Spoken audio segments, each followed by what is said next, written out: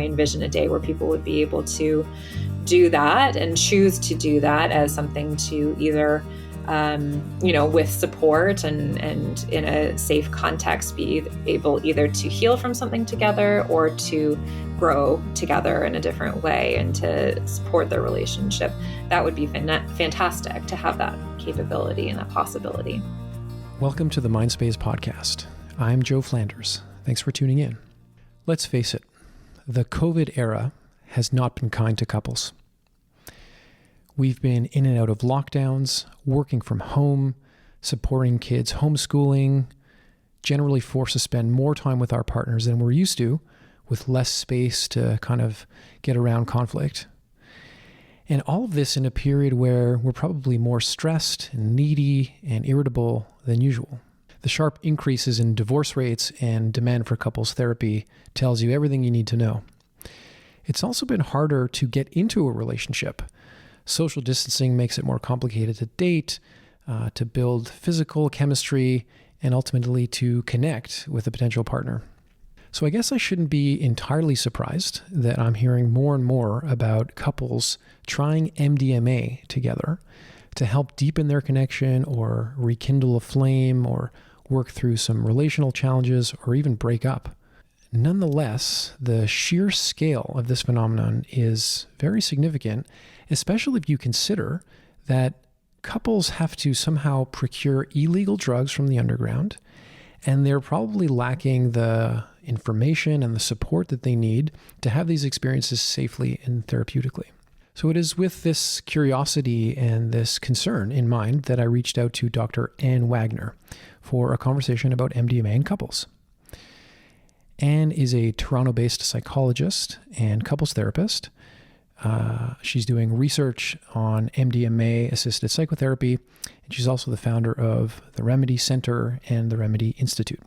Our discussion covered the origins of the Remedy Center and her newly created nonprofit, the Remedy Institute, her research on MDMA-assisted therapy with couples, using a form of cognitive therapy in her protocols as opposed to more experiential approaches that are typically used in psychedelic therapy, the advantages of couples therapy over individual therapy in the treatment of PTSD, transference and countertransference in couples therapy with MDMA, integration of couples' experiences with MDMA, the roles of co-regulation and self-regulation, and how MDMA can be an important catalyst for change in couples. So a couple of housekeeping items here before getting to the interview. Number one, important to note that this podcast is for educational purposes only, and no one involved in the creation of this interview is condoning any illegal activity. We did have some technical issues in the recording, and the last few minutes sound pretty terrible, but you can still make out the last bit of our conversation. And finally, just a reminder to subscribe to our YouTube channel here and on all your favorite podcast platforms like Apple, Spotify, Google Play, etc. And so without any further delay, here is my interview with Dr. Anne Wagner.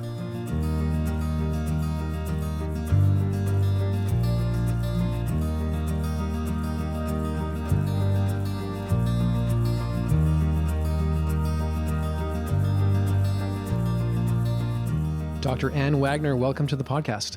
Hi, Joe. Good to be here. Great. How's the day? The day is going well. Finally rounding the corner into spring here in Toronto, Yeah. which is delightful. Give us a bit of a feel for what a typical Friday is for you these days. Oh, yeah. Typical Friday. Well, it can vary depending. So we're running a study at the moment. So some Fridays are prepping to do an MDMA session on Saturday. So that's a lot of getting ready and paperwork and sometimes a therapy session with a participant. Other days it's, meetings, it's podcasts, it's, catching up on emails and planning what's coming next. So yeah, thankfully on Fridays, sometimes I get to work from home and some days I'm in the clinic. It really varies. Yeah, we'll get into your setup, but it's pretty clear to me that you will wear multiple hats. You've got a bunch of projects, so probably a lot of juggling there. Yes. Yeah. A lot of different roles. That makes it interesting. Mm-hmm. Yeah. So actually, let's talk about that. For those of us that are not aware of you. Who are you? What do you do? How did you get into this work? Yeah, so I'm a clinical psychologist by training, and my background is in treatment development research. So that's really where I entered this world from, was as someone who was learning to become a trialist, who was really interested in how can we create effective interventions, how can we improve what we have. And I'm really interested in relational healing. So, how do we heal with others and when we're in relationship with other people? And so that's been the background of my foray into here. And it really came by happenstance that I ended up doing psychedelic assisted psychotherapy research. I was doing a postdoc where we were studying couples therapy for PTSD. And we got invited to collaborate with the Multidisciplinary Association for Psychedelic Studies in terms of, seeing if maybe this couples therapy that we were working on in combination with MDMA would be a good fit. And so, I really fell into it in a, sometimes it feels a bit like a cosmic red carpet got rolled out a little bit, because I knew very little ahead of time before starting these conversations, and then realizing that these people I was talking to about a research collaboration were folks who'd been working in this space for 30 plus years at that point. And that was fascinating to me to start to learn about the history of what was going on. And I was coming in with this very specific lens around how do we work on treatments. And so it's been a really fascinating experience from there. And on that journey, I finished that postdoc after a number of years, and we ran our first study with MDMA in the States, and I can get into that in a bit. But I then, when I finished the postdoc, decided that I wanted to really continue this work. And it was not clear to me how smooth that would be being in a standard institution. And I just love flexibility, and I love creating new things. And so I decided to found Remedy, which is a Center for Mental Health Innovation. And so we operate as a clinic, but we're a social venture, which means that we donate all of our profit over to Remedy Institute, which is our charitable organization that just launched. And so that's been, the fulfillment of the grand plan for Remedy, is to have Remedy Institute working in conjunction, because that finishes the cycle, the circle that we're trying to demonstrate and create. So we run the research now out of Remedy Institute, which is fantastic. So we're able to do it in a charitable frame and have a nice nest and supportive environment for not only the current MDMA trials, but also a lot of other projects that are focused on mental health innovation. Yeah. It's amazing. I think you've articulated it really well, but I'm curious to actually know a little bit more, like this, the center, the clinic, the center, and then the institute. This has all been like very thoughtfully put together, and very forward thinking and innovative in terms of like a corporate structure. Mm-hmm. In case, people are curious to kind of get into that a little bit more, can you just take us through your thinking about the design of that whole thing, which is really quite interesting? Yeah, absolutely. Glad to talk about it. And so it was really interesting. I was actually, I went through an incubator at X University, formerly Ryerson, there's an incubator called the Social Venture Zone. And I had this idea of, okay, I'm curious about starting a research clinic. How do I do that in a way that's going to be feasible, sustainable, and, self-sustaining in a lot of ways? Because I think that's one of the biggest things when we think about doing research on an ongoing basis. Like how are you going to create funding for that, but also not necessarily be, pushed or biased in a certain way if you're trying to, have your horse in the game around a particular outcome. So that was a really interesting exercise. I had come from the not-for-profit sector. Like I had been the principal director of a not-for-profit called STAND, which is an anti-genocide advocacy organization, actually. Mm-hmm. And so I was at the time like really, really dead set. I'm like, I need this to be a not-for-profit. This is what it's going to be. And then it was through the incubation process where I came up with this idea of this model of the social venture that feeds the charity. And that actually created this idea of the model that would be more sustainable, because then that meant we weren't capped in the clinic in terms of we could have some profit that's generated through the provision of services or workshops or whatnot, but then we would be able to, actually donate that. And so we'd be reliant in some ways on ourselves to be able to fund what was happening in the Institute. And the Institute, too, is also a vehicle to be able to provide low and no cost services, because we're able to fundraise for, and also pay for the services where people can then use that and receive services elsewhere. So they can choose to receive services at Remedy or somewhere else. And so that was also our answer to trying to have a sustainable way of having lower and no cost psychotherapy services, which we know here in Canada is a challenge, even though, healthcare, in the hospital, you can receive them for free, but you have to, that's a very, very small fraction of the population who's able to access hospital services or, provincially funded services. So I think that's the model that I've been trying to experiment with and trying to demonstrate that we can do this in a way where we can have a consistent team available, the knowledge, the expertise that's there to support the trials and the studies and different ideas as they go forward. And we're already seeing that, it was a huge amount of work to get the first MDMA study off the ground. It was over 3 years of getting all those pieces in place and the structures in place. And now we've just submitted our second trial to Health Canada, and the process was so much smoother. And that was like, oh, good. The process is working. The system is working. That we knew the first one would be the training wheels, and now we're okay, we can build on what we learn and know. And it's a much slower process than, for example, some of the fully for profit models that are existing, and that's okay with me. I'm fine with it being kind of slower and unfolding over time. Yeah. I want to ask you about the research, which is incredibly fascinating, but just first want to say, I'm just so impressed by how you've been able to put this together, and with just integrity off the charts, right? So anyone working in mental health knows that there's a volume problem, right?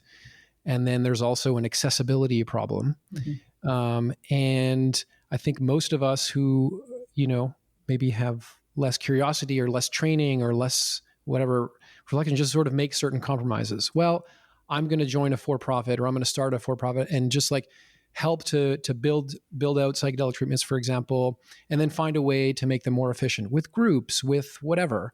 Mm-hmm. But just sort of making compromises in the short term to try to get to some more sustainable, accessible state. And you're like, nope, I'm going to hold all of these values at the same time and come up with a solution. And I think it's amazing. So congratulations. Oh, thanks, Joe. That's heartwarming and validating to hear, because that's been the case. I just couldn't really fathom doing it in another way. So I was like, okay, well, I guess it's this way. So,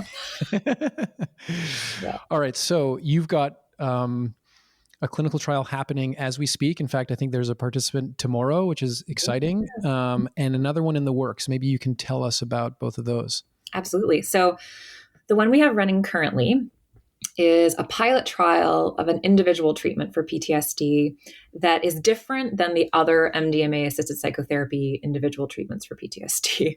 So what that means is we're using a standalone treatment called cognitive processing therapy that is typically a 12-session meaning-making oriented talk therapy.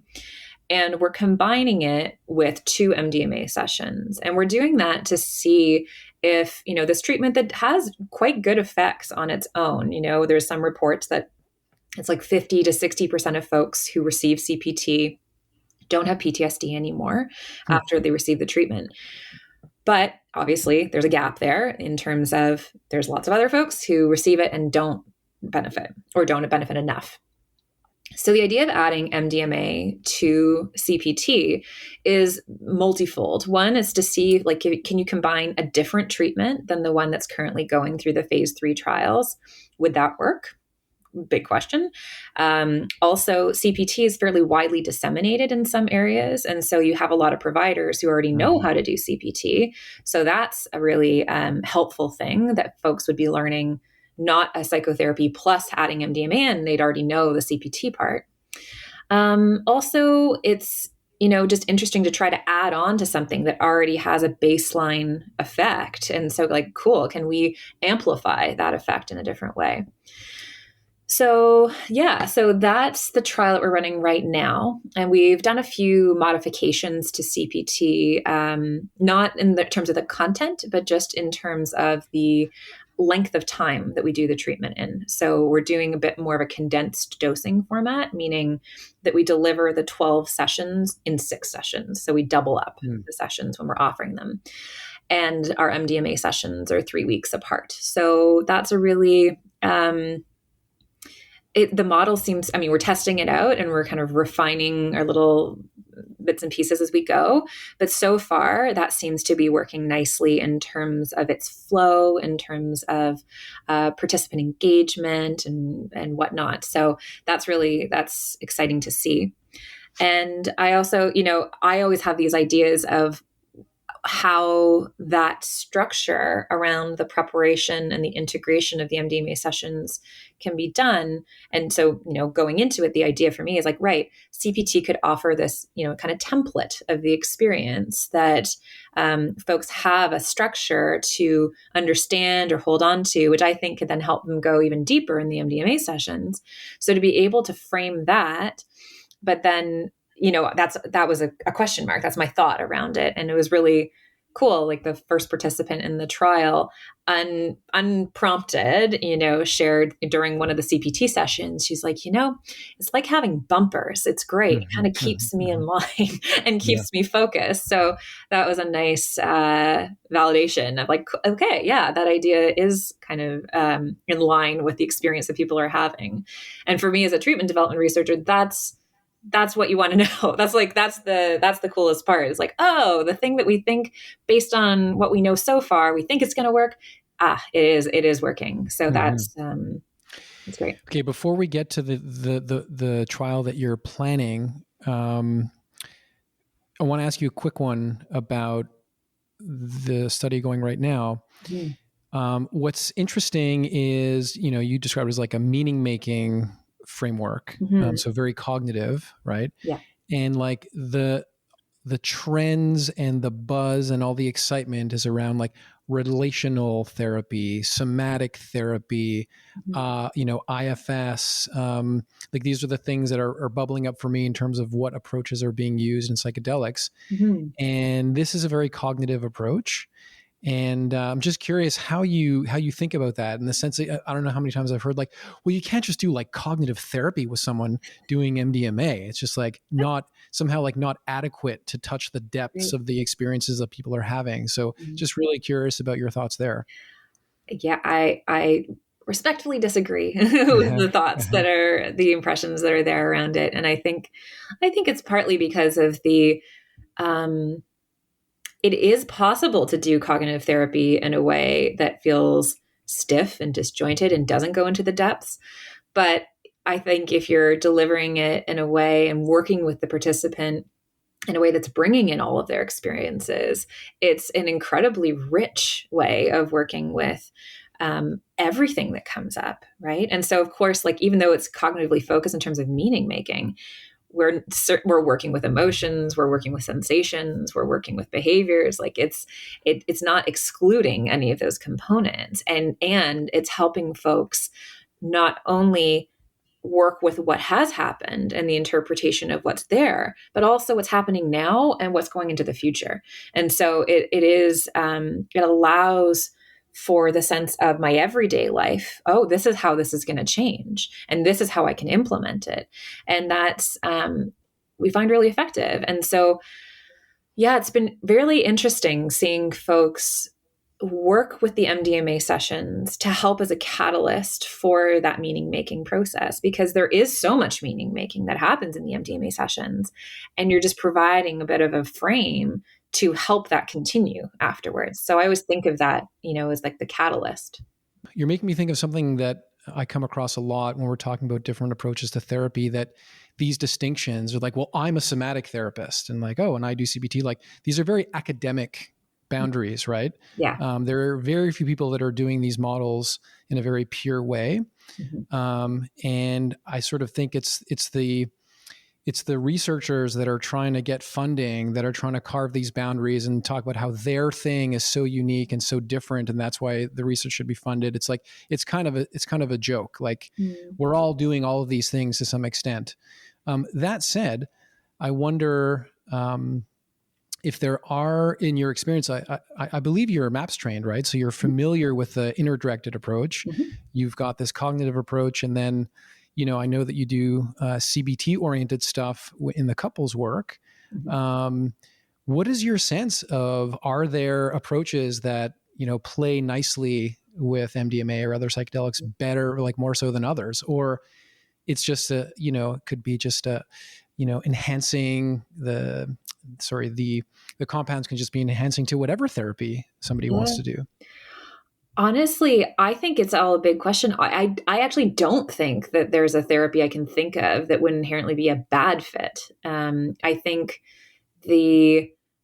what's interesting is what we actually do in the MDMA sessions. And so, because when I'm thinking about using the therapy, the other psychotherapies, it's in the surround, it's in the prep and the integration. And, some of the language will bleed through into the MDMA sessions, right? And I was talking about this with my team, and we've actually realized we should really call it CPT plus MDMA-assisted psychotherapy. So we are blending some of the pieces, but really it's the logistics pieces that we're blending in, like the fact that we use eye shades, like the fact that we have music. So it's not necessarily psychotherapeutic things that we're blending. It's more of the contextual pieces that we're blending in that are hand in hand with in the manual of the inner-directed supported approach.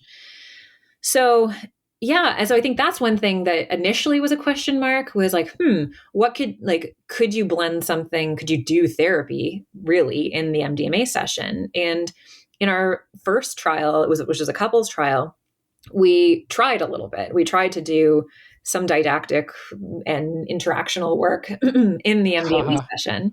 Yeah. Good luck with that. Yeah.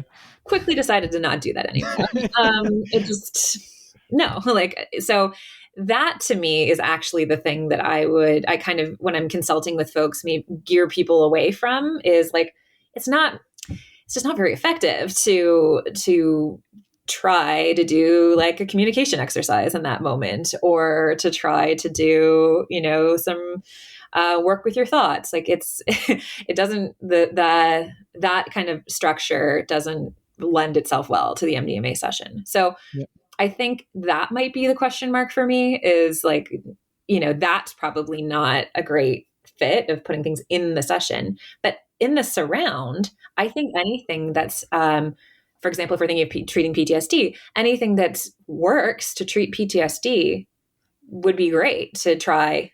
And I think this is what we need to do, is also we're making a lot of guesses or a lot of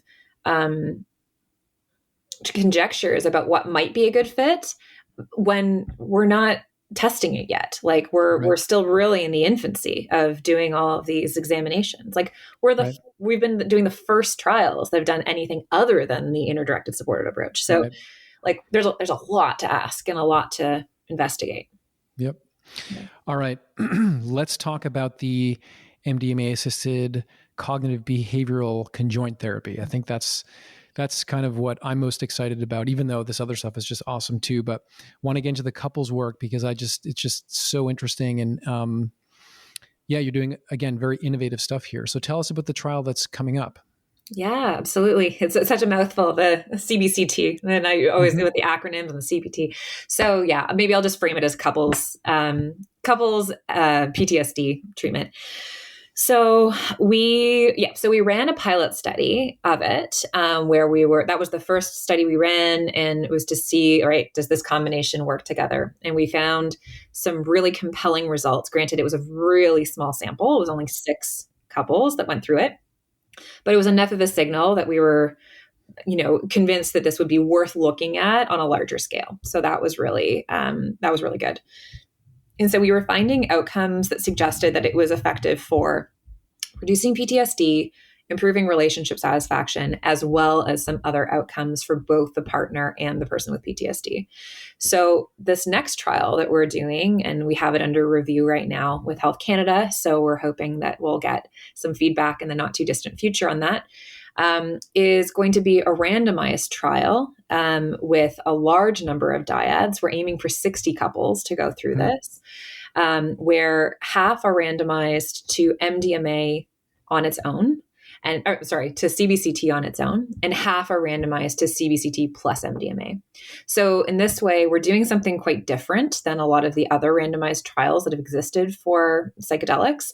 We're specifically trying to put the psychotherapy at the forefront and say, like, okay, this is something that already has an effect size on its own that's quite large. And so can it be amplified by the MDMA? And so that's why our sample size is so big too. So we need to power it for something that already has a strong effect. So we need to show that there could be a difference between those. And I'm also I'm agnostic around that. Like, it could be that there isn't much of a difference. And so that's okay too, that would be curious. That would be really interesting actually to me, because then people could choose, okay, if they both work and they're both effective, do you want to do it with MDMA? Do you not? Yeah. And then you go into more nuanced questions beyond there. Okay. Well, speaking of nuanced questions, I don't think it's obvious for the average person to understand the rationale for why, if a individual has a mental illness called PTSD, that you would want to offer a treatment that involves another person, right? And I want to be careful, not to kind of straw man a more mainstream or perhaps old fashioned view here, where it's mental illness is a chemical imbalance and you need more serotonin, so let's give you a serotonin reuptake inhibitor or something like that. Yeah. So yeah, what's the rationale? Yeah, this has been something I've been so passionate about, interested in for a long time. And it's the idea that when someone has PTSD, they're not experiencing it in a vacuum. It has so much impact on the people around them. I mean, I think we could argue that for the vast majority of mental health conditions. But PTSD in particular really has sequelae that are related to avoidance, for example, or related to a numbing of emotion, related to difficulty with hyperarousal. And so if you think about that and how that interplays with relationships in that person's life, that has a huge impact on how people can interact and relate. And also what we see a lot with loved ones of people with PTSD is they're trying their utmost to make that person feel okay. And so they're trying really hard to make the world smooth and, not have triggers and stressors and, that whole concept of people walking on eggshells. And I think about my grandparents' generation, where that was such a common experience with veterans coming back from World War II. It's the households were always everyone's trying to make it okay around that. And that was, it was actually an interesting experience for me, hearing about my grandfather was a veteran and was involved in trying to promote mental health services for veterans, and was involved in that. And, just knowing the experiences of his generation and on the families, that was massive. And so that idea of no matter what the source of the trauma is, like be it from a sexual assault, be it from childhood abuse experiences, from an accident, from a terrorist attack, you name it, like the symptoms of PTSD are so interpersonal in terms of how they interact. And also because often PTSD is caused by something that is interpersonal in nature or somehow affects the person's moral code, right? So I think the idea then of bringing someone along with you in the healing journey not only provides support, it provides the person, the partner or the loved one with their own support and healing, because they often have a really difficult time dealing with that. And it provides the context more, because also when you think of someone when they're healing from something, they might be going through some pretty significant changes. And so to bring a loved one along in that process helps everyone stay on page together and feel like they're on that path at the same time, as opposed to having to like bring someone along to have them catch up with you in terms of where you are. The partners have all been really keen in terms of participating, and because they're there to support the other person and they've been struggling too. So I think the validation for them, because there's a real focus in this intervention on you are both equal participants in this. It's actually your relationship that's our client right now, that they really appreciate that, because there's the emphasis on their experience and their coping. And you get an opportunity to work on the relationship, which is a massive thing and causes so much distress in the world, right? Relational conflict is a massive, massive thing. Yeah. Mm-hmm. You know, I had Sue Johnson on the podcast a little while ago. Mm-hmm. I'm assuming you know who she is, the founder of Emotionally Focused Couples Therapy. Mm-hmm. And that episode is one of the most popular on the Mindspace podcast. And I mean, she's super charismatic and does really cool work. One of the things she said that really stuck with me and offered me a lens to kind of see your work through is she kind of thinks the whole idea of like self-regulation, like meditation and CBT, she thinks it's all ridiculous, right? We are social animals. We regulate each other. And she even, you know, she's on the record saying this, that all mental health problems are relational problems. I wonder, given that you're also doing individual therapy, I suspect you have a bit more of a balanced view, but I wonder how you see that, because you actually see it happening in both of these studies that you're doing. Yeah, I think they coexist together. I think that I think it's both and that we need our own ability to regulate ourselves, because what happens when your co-regulator is not available to co-regulate with you, right? Like that is, for whatever reason that's a lot of pressure on the relationship and a lot of stake being placed in another.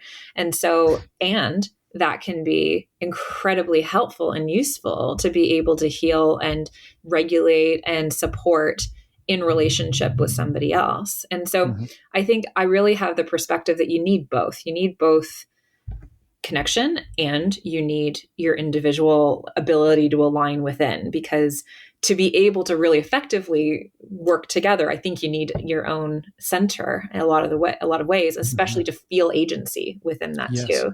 So I think it's both.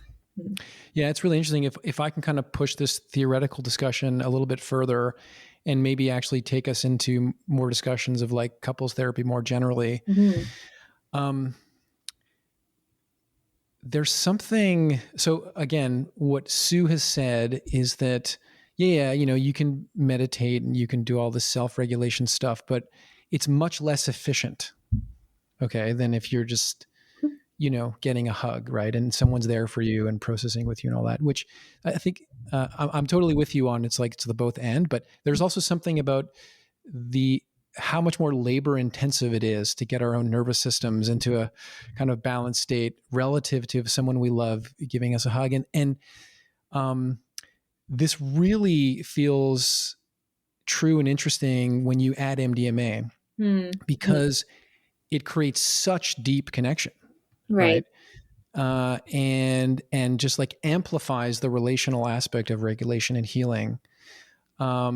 Is there a possibility that it kind of undermines people's capacity for self-regulation, or that it makes people like less autonomy oriented and, sort of more relational, sometimes for better, sometimes for worse? I'm just curious, like what adding MDMA to the mix does in your view. I think that's a really interesting question, because I think about that a lot in general, in terms of therapy, in terms of how do we create connection and support and not dependency on the therapist Yes. in some way, right? And Yes. so, and I think the MDMA therapy experience adds that extra layer of possibility that people feel, because you feel very connected to your therapist and that therapist to the client, right? Like, I think that's very much both a benefit and potentially something to navigate. And so one thing that I've been very thoughtful around, I think in the study we're running right now, is how do you promote the agency of the person who's going through the treatment, so that they're, it's really focused on them, their own development, their own journey, and kind of setting them up in that context that this is helping create a new baseline for you. And that, often in CBT, we use that concept of, hoping you become your own therapist.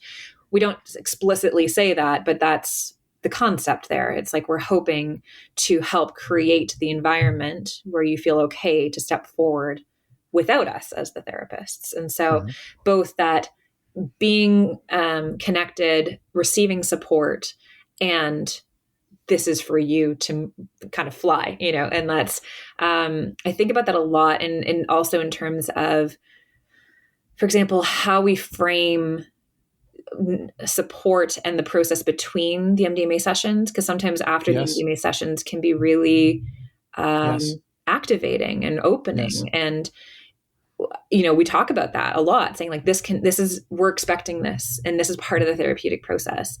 And, we do some phone check-ins, the week after the MDMA session to make sure that, how are side effects and whatnot. But I'm actually very clear around this. There's a set number, right? And it's for these purposes. And the idea being that, we're there if there's something that needs to be talked about, or there's an emergency or some weird side effect they don't know about. But that they can do it, like that they don't need to rely on us to process everything that's coming up, but that we're going to be there to process with for the next session. So it's kind of this balance, because I think that's where we get into sticky situations if there's this dynamic of like dependency that gets created. Yeah. Okay. Well, to scale up the complexity a little bit in what's your acronym? The CBCT, CBTC, or whatever. I probably just got it wrong again. The couples. Yeah. Yeah. In that context, there's the relationship with you, but also the relationship with the partner. Yeah. And they're actually going home with the partner. Right. Yeah. And it's actually, so I'd love to hear your thoughts about how that goes in the study, but just generally speaking, very curious about like prep and integration around this work, because certainly part of the healing and part of the growing has to happen on an individual basis. Yeah. But then you've created this like, this supercharged bond and connection with the partner. And then does integration happen as the couple? Does the couple have to spend some time apart? Like, anyway, I'm sorry, I'm asking you like a super loaded question, but whatever meaning you can make of that mess would be wonderful.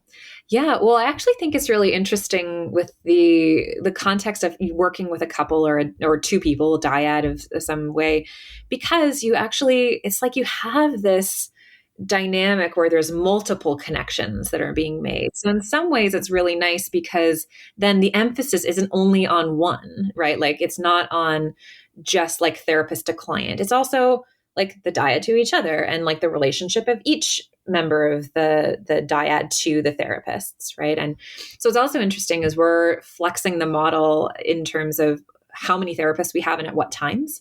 So in the first study, for example, we had 2 therapists for the couples the whole time. So in the prep, in the MDMA, in the integration. For the CPT study and the next study, we're using 1 primary therapist who's there in all of the sessions, and then a secondary therapist who's there only in the MDMA and the day after integration. And so it's interesting to, you have these multiple levels of relationship. They're occurring. And then the nice thing about with the couple is that they also have each other to go through the waves of experience afterwards with. And so the interesting thing is, like, when you're fostering the positive things in a relationship, it can be that, people take turns in terms of, who's struggling and who's okay and who's having a harder time. And so that can be something that can be really nice, because they can kind of learn to ride the waves of that together. And then as the therapist, you're there to, offer feedback and support. And so I do actually find that with couples, there tends to, in my experience anyway, it might be how I practice, there does tend to be less of a dependency kind of feel. Right. And more, it's like creating healthy connection in the relationship, bolstering that for them so that they can go forward and take that. It's interesting, just kind of lingering here for a second. I wonder if the fact that, so all psychotherapy is relational, but there are approaches that leverage the therapeutic relationship more than others, right? Mm-hmm. Just this notion of, like, in a classic kind of CBT frame of, like, helping people develop skills to be their own therapists, you're leveraging the relationship a little bit less. I just wonder if there's something, if there's something a little more protective in like a less relationally oriented therapy. And I guess the question that comes up for me around that is,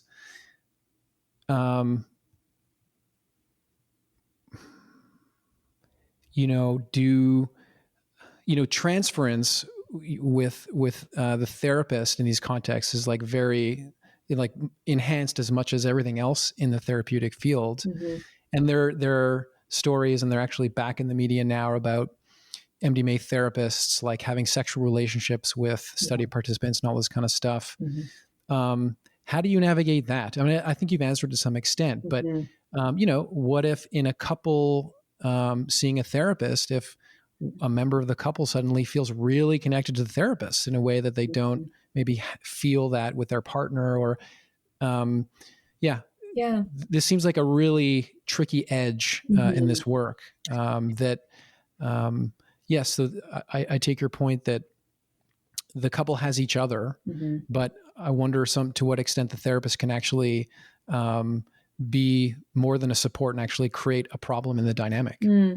That's interesting. I think what's coming to mind the most for me within that is the approach that we're trying to bring to couples therapy is really centering the relationship. And so the relationship being the focus, the client, really, like, we frame it as, like, that's what we're targeting, is the relationship. So it's always this focus on the thing that is created between the two of them and the two of them as individuals. And so I think in that way, it does help the therapist step out. Like, it's still a supportive other person, but it creates there's less likelihood of triangulation around something. There's less likelihood of someone feeling like more connected than someone else. Of course, inevitably, people will have something gets ruffled, and they'll might feel, as we all do in all these, relational contexts, but we can keep bringing it back to the relationship. And so I think that is a real safeguard in a lot of ways, and doesn't preclude the depth of experience. And when people are starting to have depth of experience in terms of feeling their emotions, tapping into what's going on, having a somatic experience, my go-to is to have them then look at their partner, right? And have them connect with their partner. So it's like, it's always orienting to them, the other person. I'm just a mirror, getting them to go where they need to go. So it's, Yeah, it ends up being really different. And I think is really important to have these conversations about how we conduct that, given, these pieces that have come to light and the stories that are there, and which we need to take really seriously, and why we have to be very ethical in the way we're doing things, and, having checks and balances and team approaches with eyes on. And yeah, and so that's how we do our work. We're actually quite a large team of therapists who are all either at different stages of learning and development. Yeah. Mm-hmm. Cool. I have to say the number of like friends and colleagues and stuff that are doing MDMA with their partners to either like get through a rough patch in their relationship or, enhance or deepen their relationship or something. It's just like, I've lost count. It's just so common, and it's so easy to get the MDMA, and it's just become part of people's lifestyles more and more. You are recognized as an expert in using MDMA in couples contexts. I'm be pretty sure to guess that you're not actually doing any, illegal couples therapy with MDMA, but I suspect you get lots of questions around like PrEP and integration. Maybe just on that topic, just some reflections on like what you're seeing and like who's showing up with these questions, and how do you approach PrEP and integration around couples therapy with MDMA? Yeah, you're right. Lots of people are interested in it and are, contemplating doing it on their own. A lot of people don't need therapy support around it too, which I think is helpful, to know that people can do that work on their own. But if they do need support, I really think of framing it in a way where it's like the tenets of any good couples therapy, right? Like I always think about like, why do you want to do this? What's your hope? What's your intention for it? And I really try to help people frame their ideas around not having an expected outcome, because which can, I think that's part of the hype around things. People think like, oh, this is going to solve this, or this is going to create that.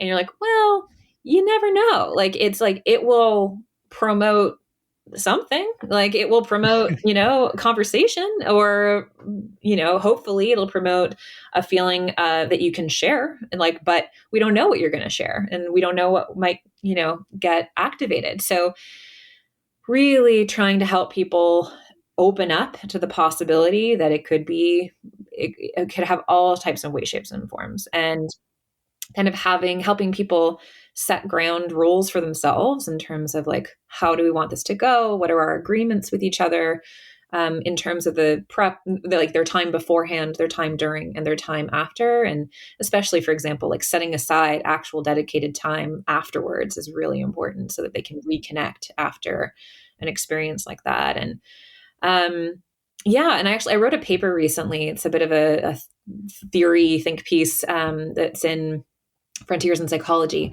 So it's open access that people can read, but it has this kind of the idea of a model behind what you would do for PrEP and integration for MDMA-assisted couple therapy. It's all theoretical at this point because, it's drawing on what we know from the PTSD work. It's drawing from like the rich history of couple therapy with MDMA prior to it becoming illegal, which I think is really important to reference. Like, this is not new. This is, really want to emphasize the fact that we're building on the experiences and the learnings and the teachings of folks who, had the foresight to know that this was going to be an effective tool in the 70s and the 80s.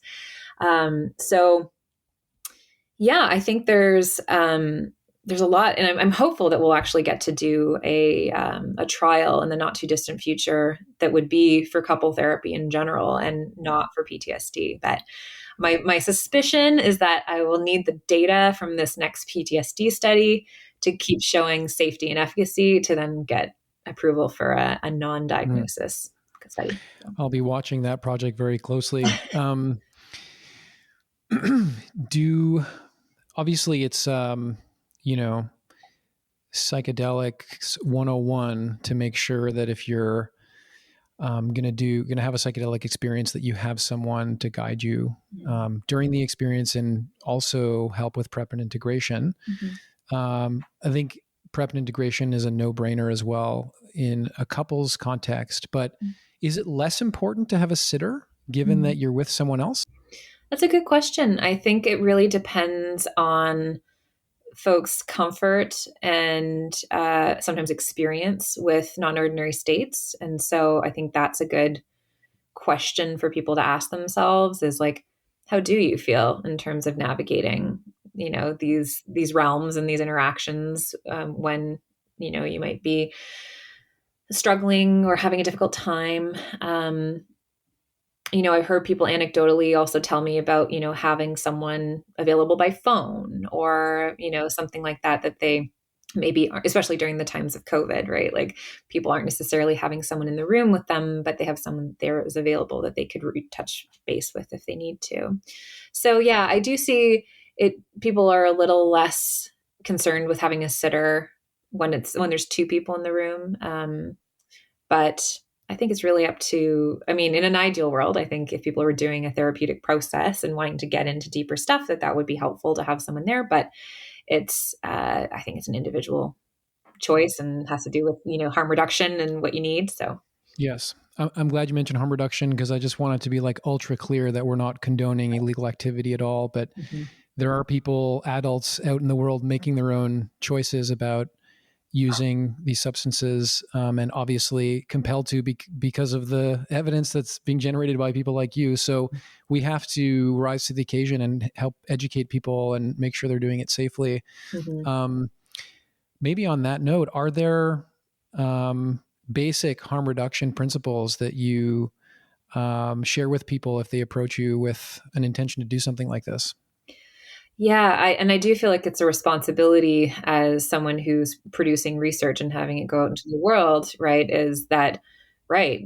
That concept of harm reduction for folks, especially when they get very excited about it, or are somehow thinking that this might be the only answer to their problem. And I think that to me is always the biggest thing that I want to reiterate. Like, this is one tool. This is one tool it can be powerful. It can be very helpful.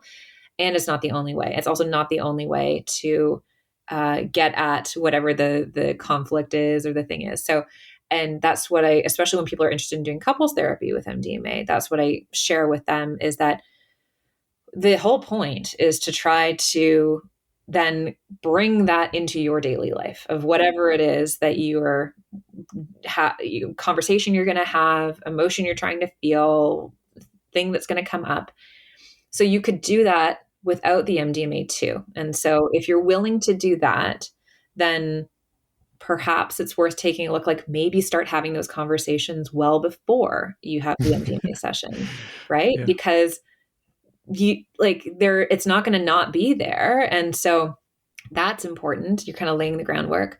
Safety, goes without saying, you need to test the substance that you're going to be using from all these things, like very, very harm reduction oriented pieces, understanding your dose, understanding side effects, or things that are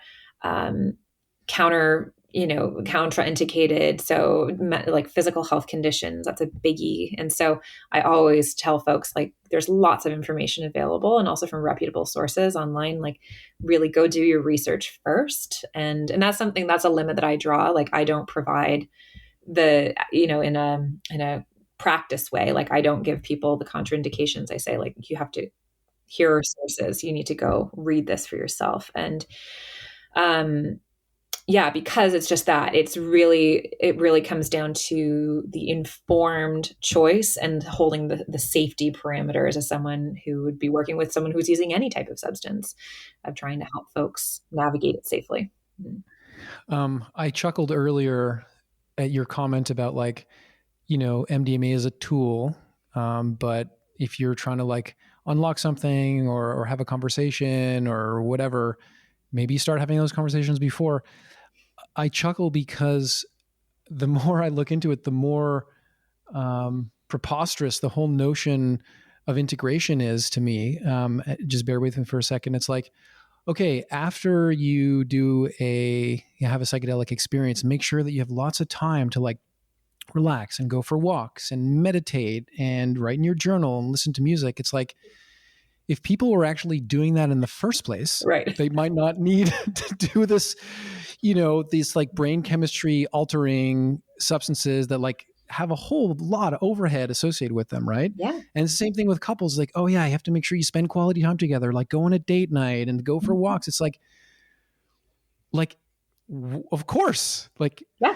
Right. So, under what circumstances do you think someone might consider that, yes, having an MDMA experience might be a useful healing kind of experience for the couple? Mm-hmm. And under what circumstances you're like, dude, take care of yourself, take care of your partner, and just like you don't have to hit the grand slam with like a deep transformative experience if you just kind of like take care of yourself or your couple in a basic way. Just your thoughts there. I mean, this might be a non-popular opinion amongst the psychedelic crowd, but my answer is always take care of yourself first. Like get yourself teed up to then, if you then want the MDMA experience or another psychedelic experience after, that you've already done the groundwork, like to then, really catalyze what's going to happen. And I have a lot of people are like, they feel so stuck that doesn't feel possible, or it feels so like, the communication so stilted that they feel like they need like a catalyst to that. And that I understand, like that makes a lot of sense to me. And it can be very effective in terms of helping that on its way. But that's why I believe in it so much in the context of other pieces, because it's one tool. And that's why you see so many folks after that, after MDMA or psychedelic experiences, you see this high rate of people who like, oh, suddenly like meditation is more important in their life. And, oh, suddenly they want to go to therapy, and they want to, they start eating like whole foods. Like you're like, right, it's all the pieces that like, you want to do anyway. And now, and maybe it's like you get a little like knock on the door, going like, oh right, reminder. It's a remembering. It's of what's already there. So that's interesting. That it could be a catalyst for the behavioral change that's actually required and not accessible for whatever reason. I came up with this analogy the other day that has like stuck around for me. I'd be curious if you're on board with it. If you get a bacterial infection like strep throat or something, your body could probably heal it. Right? No problem. You're healthy. You have a functioning immune system. It might take a little bit longer and you might not feel so great, but you can probably handle it. Or you can go to the doctor and get a medicine to help your body heal some health problem. And I've started to think about, maybe psychedelics in general, or, MDMA for couples where there may be something broken or something challenging happening in the couple, that if they were to go for walks and go out for dinner and whatever, take the time to invest, they could probably heal through it. But the MDMA is a medicine that might help speed up or like deepen that process in some way, which means that there may be situations in some future state where you can go to the clinic with your partner and get MDMA couples therapy to accelerate healing that might otherwise happen organically. Your thoughts on that? Yeah, I do think that that's a possibility. I think the medicine analogy is an interesting one, because I actually had this conversation earlier this week with someone who was raising the point that I think sometimes people think that the taking of the pill is the thing that will cure, right, or be helpful. And it's actually like nothing, like as far as we know, there isn't anything inherent yet in the taking of that pill, like with MDMA in particular, that would have the effect. It's the psychological process that happens after that would create that shift. So I do think, though, that concept of that thing, that experience, the MDMA session, as being something that can help speed it up it can help you do a good piece of work, a good chunk of work in a quick period of time. That's true. And so that's where I think it could exactly be really helpful. I envision a day where people would be able to do that and choose to do that as something to either, with support and in a safe context, be able either to heal from something together or to grow together in a different way and to support their relationship. That would be fantastic to have that capability and that possibility. Mm-hmm.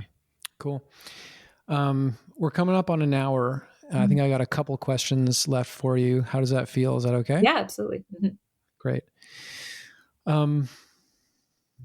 I think from understanding the space a little bit more in recent months or years, I've come to appreciate that what's talked about and what's really like the headline from an MDMA experience is really this like profound sense of connection that someone can have with a therapist or a partner. And it's really quite beautiful and powerful. What's talked about less is the sort of the flip side of that either the session ends or the therapy ends or the couple goes back to their lives and there are kids getting in the way and like the disconnection that happens after the connection, right? Because we can't stay in these like fused loving states permanently, right? Like life gets in the way. I wonder what thoughts you have about that less talked about aspect of the MDMA experience for a couple. How do you navigate the disconnection? Right. Yeah, I think one thing we try to really bolster in the integration process is how do you bring it into your daily life, right? How do you bring the learnings? And we also are very clear around we don't want you to hold on to the MDMA experience. That's not there to be held on to. That's there as a moment in time, a teaching, an opportunity, a door opener. And then it's what you do afterwards. That's what you bring into your daily life. And so that's the massive focus on the integration afterwards. And when we're doing it combined with the CBCT, then they have things that they're doing together, like they're doing activities together and they're doing ways of checking in with each other. So those are already, that's like the skills and the tools that they're developing through the protocol that then they can tangibly take with them if they want to and continue them going forward. So that's what we're really encouraging, is to have it just sprinkled into their daily life as a reminder. Mm-hmm. So, Anne, MDMA doesn't solve all couples' problems. It's all about integration, right? All this like sobering reminder that we all need, right? To sort of really be careful with the hype. Thank you for bringing us back to earth there. I think this happens in most podcasts that I do about psychedelics. It's just like, oh yeah, it's actually not the solution to everything. And there's all these other things you need to think about. And